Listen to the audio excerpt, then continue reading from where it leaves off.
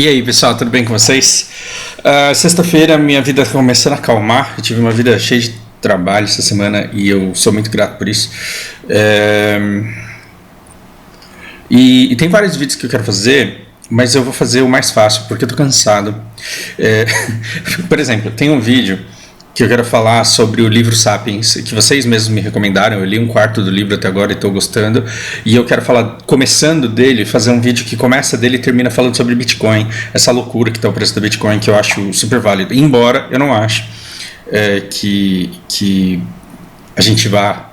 Que esse seja um assunto para nossa preocupação, porque quem tem grana para investir nisso sabe do risco que está correndo.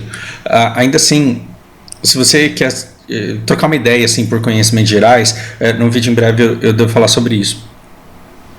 Só que exige esforço, exige uma concentração que eu estou cansado demais para pensar nisso agora.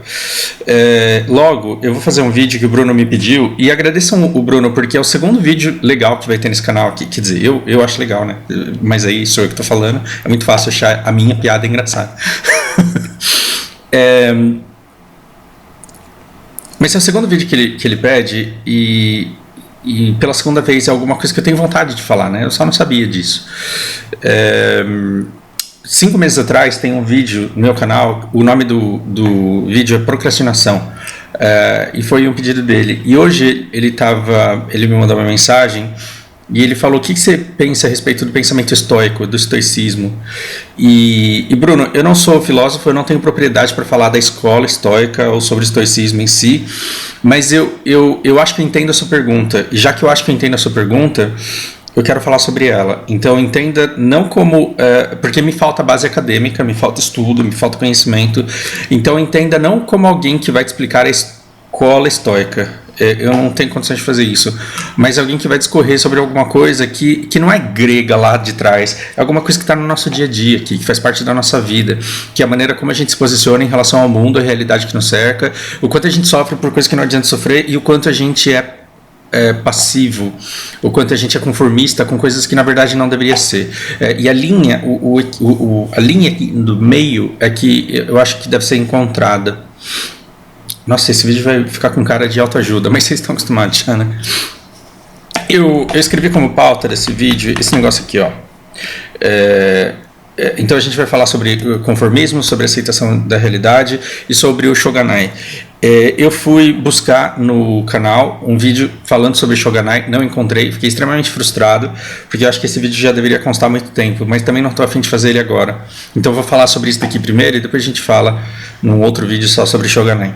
Shoganai nada mais é do que uma palavra em japonês que significa não tem jeito. É que falando em japonês parece mais sábio.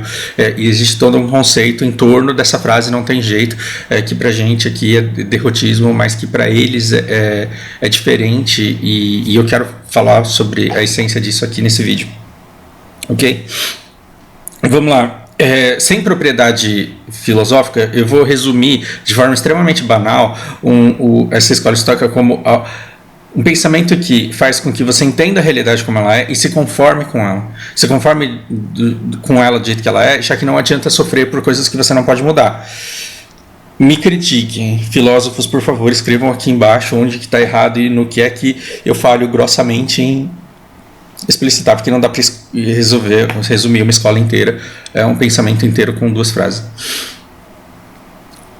E é claro que ela tem desmembramentos, ramificações que vão levar a outros pensamentos muito mais complexos e que vão muito além disso.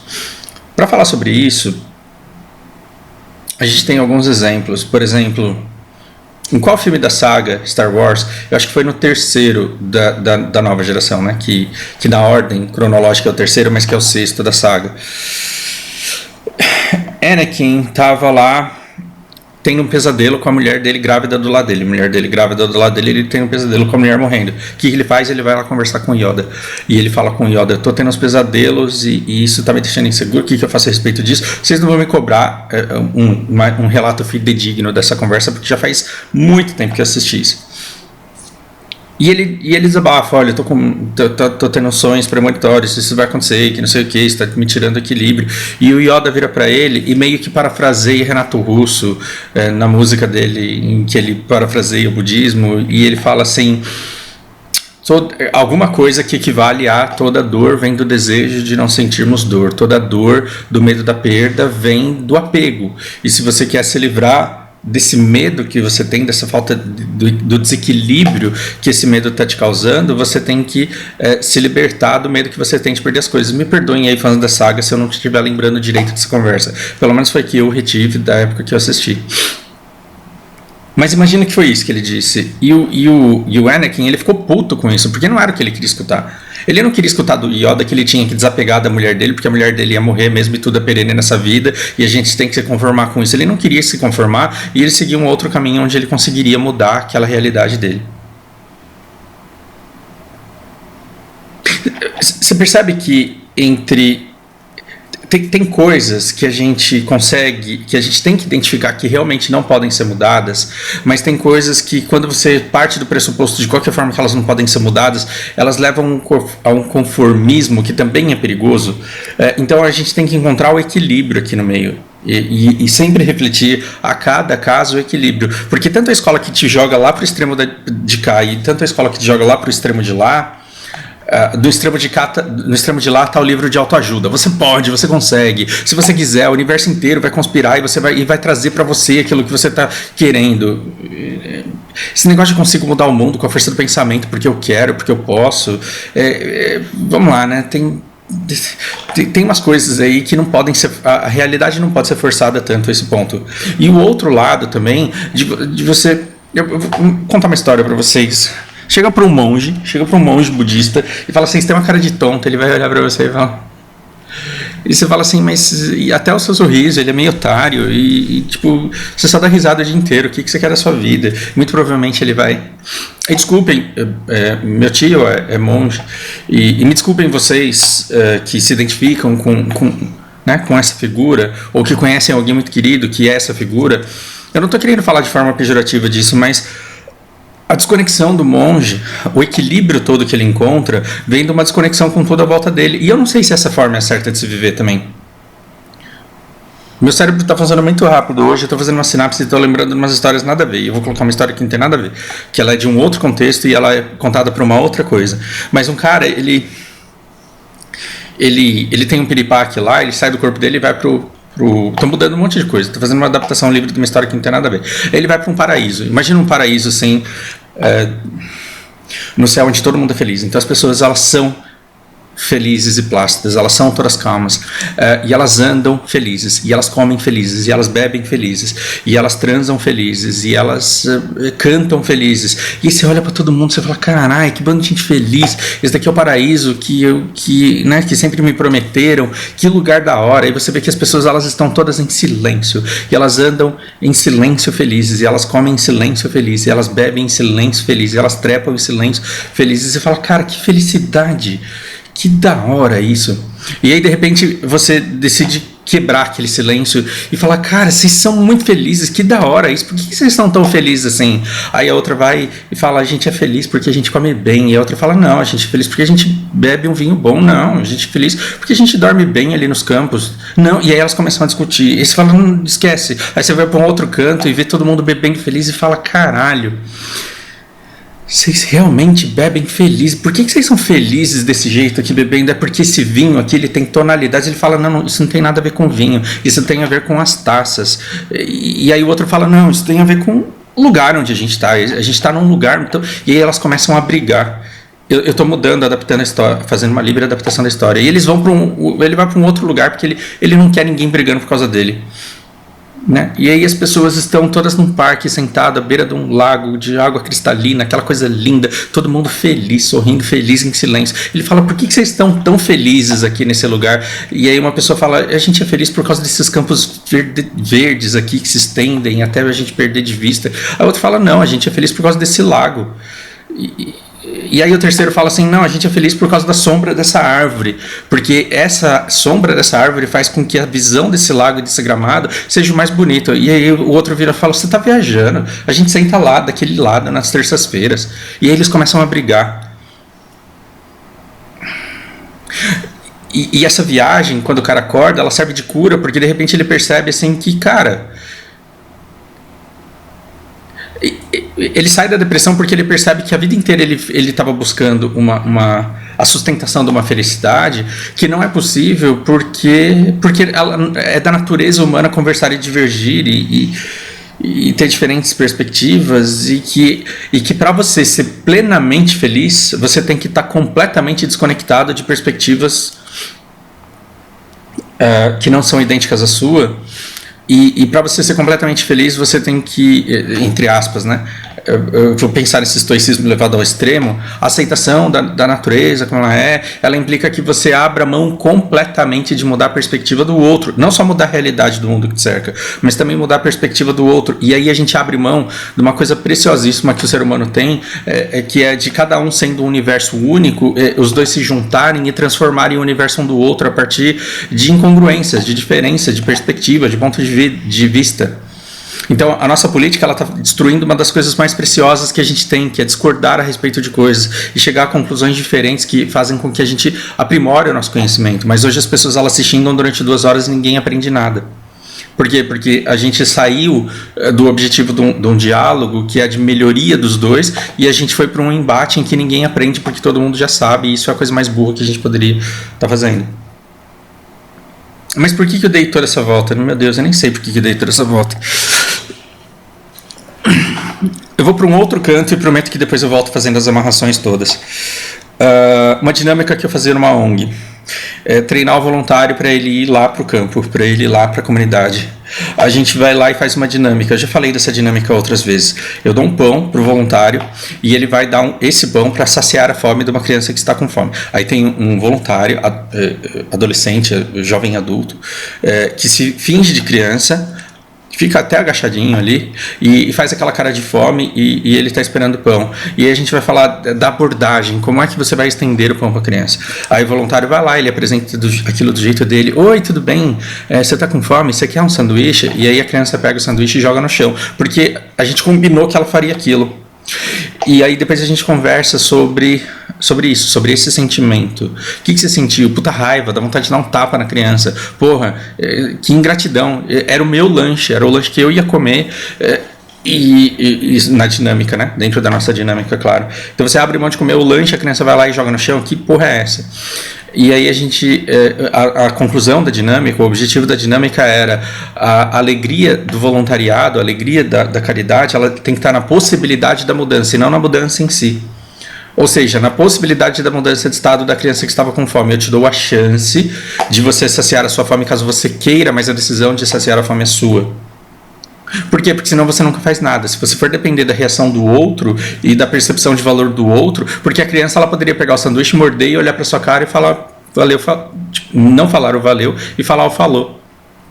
Perdeu o otário e sair andando.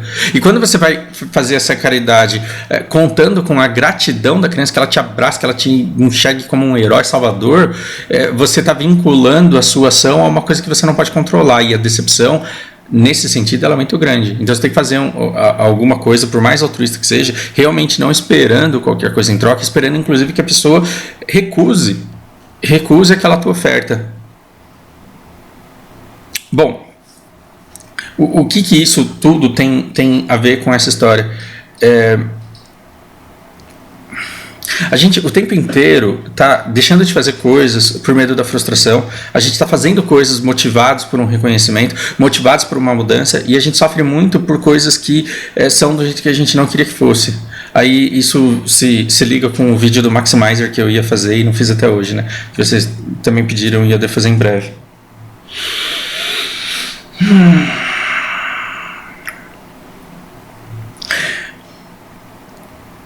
Ainda assim, eu acho que esse voluntário que ele aprendeu que ele pode oferecer o pão, mas que ele não pode forçar a criança a comer o pão, que ele pode oferecer ajuda para uma pessoa, mas ele não pode obrigar a pessoa a transformar aquilo em algo bom para a vida dela. Eu acho que é o ponto de equilíbrio perfeito entre dois extremos. O primeiro extremo é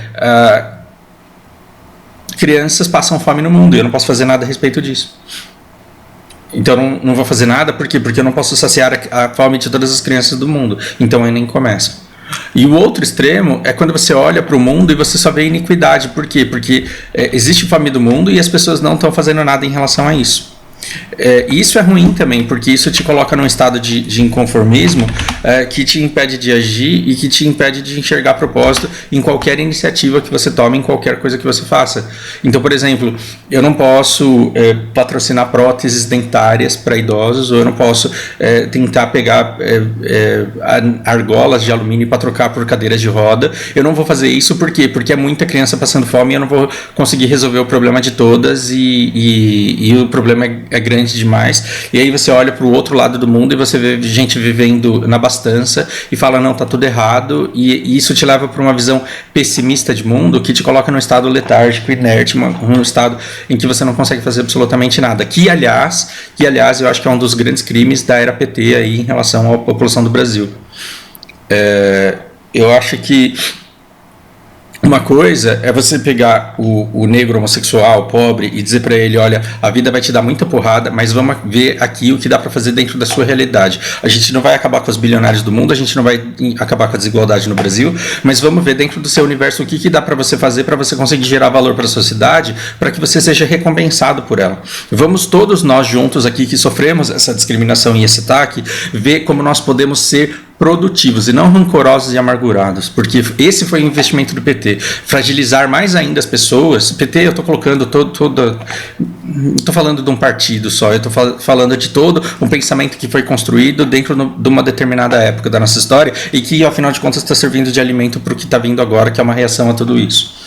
Então você pega um grupo de pessoas, e em vez de você emancipá-las no sentido de falar, o mundo é uma merda mesmo, mas vamos ver o que você tem, o que dá para fazer com o que você tem. Eu não consigo acabar com a fome do mundo, mas come um sanduíche aqui, porque de estômago cheio você consegue estudar. Então vamos ver o que dá para fazer na sua comunidade. Eu não consigo acabar com o agronegócio brasileiro e com os donos, as 1.000 famílias que detêm 200 ou 1.000 famílias ou 200 famílias que detêm 80% da terra. Eu não consigo fazer isso, mas pelo menos o que a gente consegue fazer? A gente consegue fazer uma horta comunitária aqui, a gente consegue uma caixa d'água para criar tilápia, e pelo menos com alface, tilápia, repolho, todo mundo consegue matar fome, e aí o tempo que nos sobra a gente vai focar em estudar. Quantas vezes você entrou numa comunidade em que você viu esse tipo de iniciativa sendo tomada por planos de governo? Nenhuma. Todos os planos que eu vi dentro de comunidades que a gente chamava de favela antigamente, todos os planos que eu vi em comunidades no sentido de tentar emancipá-las de alguma forma, foram iniciativas de ONGs. Foram iniciativas de pessoas bem intencionadas que, sem a ajuda do governo, com patrocínios de empresas privadas, estavam fazendo isso. E aí você chega e fala assim, puta merda, eu quero ser voluntário. Aí você bate o olho no mercado e você vê que tem 50 ONGs. E aí nas 15 primeiras que você vai tem superfaturamento e tem corrupção. E aí você fala, vai tomar no cu, então eu não posso fazer nada pela sociedade, eu tô limitado. Embora existam ONGs boas, tem outras muito ruins, e é difícil você encontrar exatamente quem está fazendo o que com que recurso. Ainda assim, você sempre pode se juntar com pessoas para tentar transformar a vida de outras pessoas em alguma coisa melhor. E nem sempre você vai conseguir fazer isso, porque você pode chegar com todo o conhecimento, com toda a tecnologia, você pode ensinar os caras a fazer horta, você pode ensinar os caras a fazer tanque de peixe, e ainda assim eles podem olhar para tudo aquilo e falar, não, tô com preguiça. Entende que você não pode se deixar afetar por um conformismo que vai te deixar letárgico, e nem por um sentimento ultra-revolucionário de que você tem que acabar com tudo que existe para transformar alguma coisa, o que existe, em algo minimamente aceitável.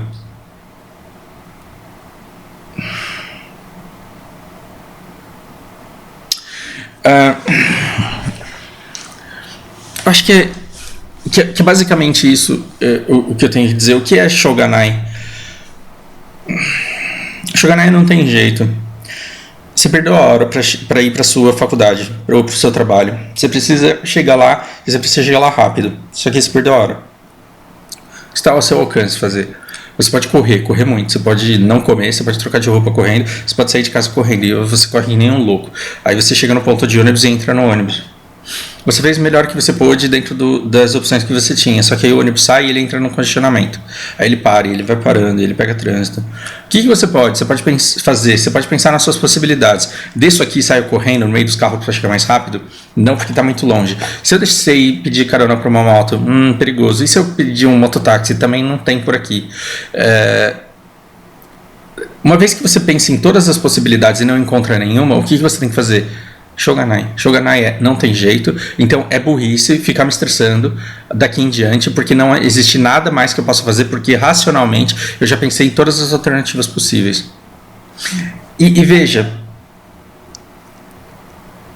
esse Shoganai a gente pode dizer que ele é estoico, ele é meio estoico, e ainda assim os japoneses eles sabem que eles precisam dizer isso uns para os outros quando eles estão cegados pela frustração, pela raiva, pelo furor, pela sensação de incapacidade.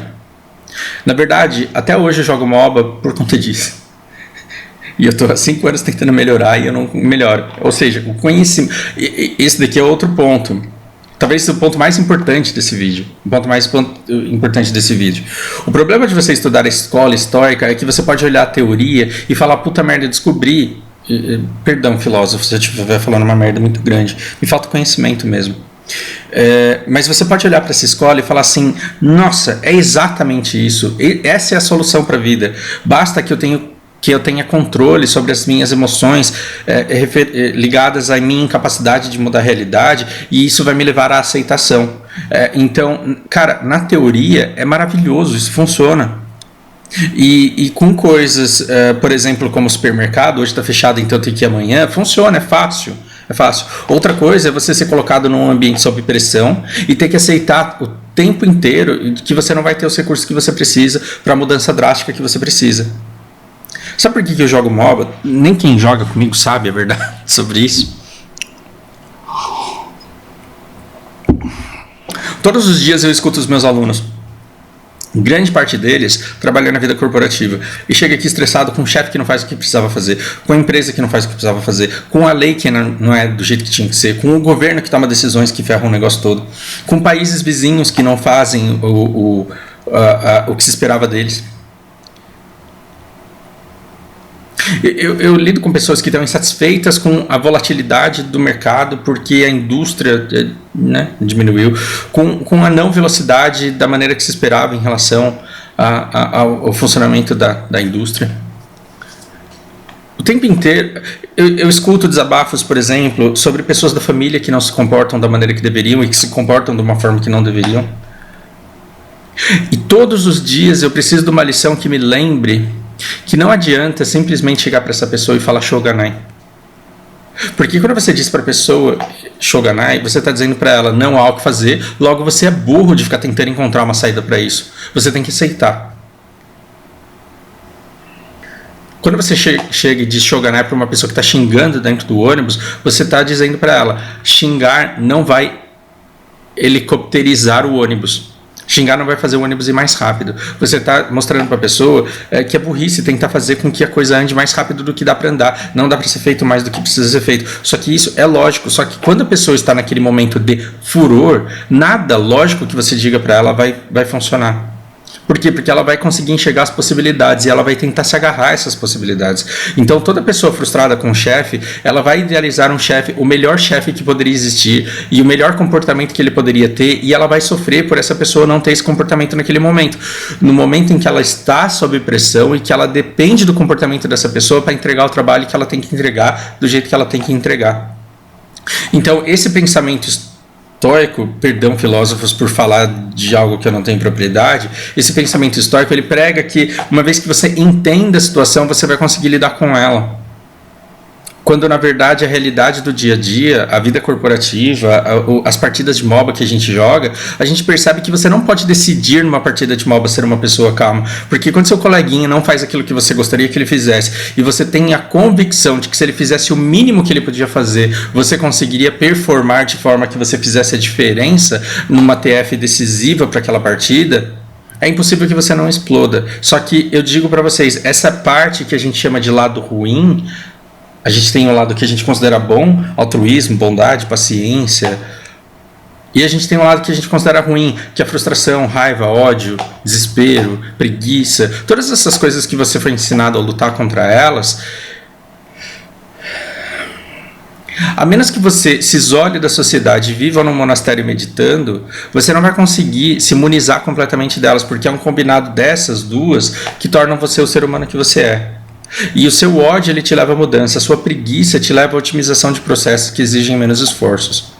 A sua raiva, ela te leva a mudança, a sua tristeza e a melancolia te levam a mudanças. E essas mudanças, elas são muito importantes. Então você precisa de tédio aqui para descobrir um jogo, para que nesse jogo você tenha alegria. No ressentimento, no desprazer, na tristeza, você precisa ver que tem alguma coisa errada na sua vida que você quer mudar. E aí você muda e você fala, melhorou comparado ao que tinha antes. Então eu acho que esse equilíbrio entre não sofrer por aquilo que não tem jeito, mas de não ser conformista demais, achando que você tem que aceitar tudo aquilo sem fazer as mudanças necessárias, podem te colocar num equilíbrio em que você faça coisas para transformar a sua vida e a vida dos outros ao seu redor em coisas melhores, sem sofrer porque não é tão bom quanto gostaria. E o segredo eu acho que está nesse equilíbrio, nesses passinhos pequenos que a gente vai dando. Eu não consigo matar a fome de todas as crianças do mundo, mas hoje eu vou fazer sanduíche para uma delas. Percebe? Eu não consigo mudar a vida de um monte de pessoas, mas eu vou mesmo assim tentar, e é isso que alimenta, que me motiva, porque assim, eu estou fazendo vídeos, às vezes eu faço um vídeo que dá mais de 1000 views, por quê? Porque eu estou falando de um assunto corrente que todo mundo quer saber, às vezes eu venho falar sobre coisas que ninguém quer saber, mas eu quero falar, e aí esses vídeos dão umas 200, 300 visualizações, e dessas 200, 300 visualizações, pelo menos 80% delas para de assistir no 8º, no 10º minuto. E para mim tá bom. Porque eu vim aqui e chamei uma galera e falei, vem aqui me escutar, e veio um monte de gente, as pessoas começaram e demoraram para entender que não era do interesse delas e elas foram embora. E para mim tá ótimo. Por quê? Porque não existe um discurso que sirva a todos. Conhecimento é igual sanduíche, gente. Conhecimento é igual sanduíche. Você dá um sanduíche para uma criança que está com fome, ela vai morder aquilo e vai falar, meu Deus do céu, você salvou minha vida, obrigado. Agora você vai dar para um rico, ele vai falar, acabei de comer coisa melhor, estou fazendo dieta, obrigado. Você vê que eu vir aqui no YouTube fazer vídeo é jogar sanduíches sem saber quem é que vai pegar, porque pode ser um rico que acabou de comer uma coisa muito melhor, ou pode ser uma criança com fome. Então, se eu jogo sanduíches para 300 pessoas e 280 falam assim, estou de boa, obrigado, e vão embora sem comer, 20 delas podem pegar e falar, caralho, era exatamente isso que eu precisava nesse momento da minha vida. Então, quando eu falo, eu não falo querendo que o mundo me ame, eu falo querendo que esse seja o vídeo que talvez 5, 10, 20 pessoas precisavam ouvir naquele instante e falem, nossa, isso me agregou.